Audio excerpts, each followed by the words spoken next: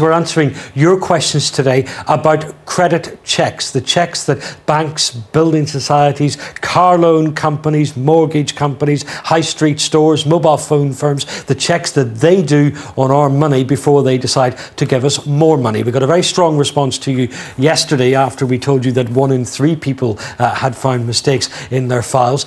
Your questions have been coming in by text on 83981 through the Breakfast website, bbc.co.uk/breakfast, but also on our blog this morning, the Biz blog, declanbizblog.blogspot.com, and we're answering your questions with Jill Stevens from Experian. She's a director of one of the 3 Brig credit reference companies. We'll talk to her in just a moment. First, this point about mistakes on credit reference files. One Breakfast viewer, Shaun Newman from Staffordshire, got in touch with us yesterday to tell us about his problems putting the record straight.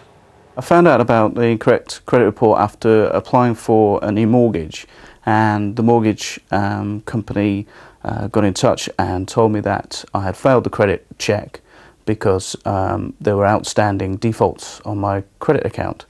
I knew this was incorrect, and so I then had to go through a process of having to try and find out why it was incorrect. Well, this is Jill Stevens from Experian. Shaun there talking about mistakes he discovered when he applied for a mortgage. If there are mistakes on your file, how do you get them fixed?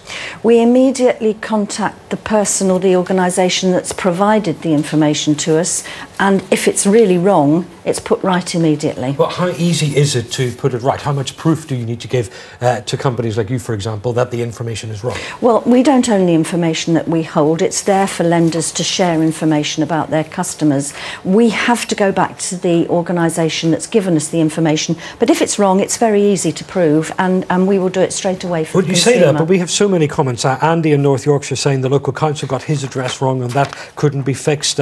Stephen Staffordshire saying there was a credit marked down as a debt, and even with a solicitor getting involved, it still wasn't fixed 3 years later. There's a lady here, Helen in Dorking in Surrey, had 42 mistakes on her file, and she said they couldn't all be fixed because companies like yours said you couldn't fix all the mistakes.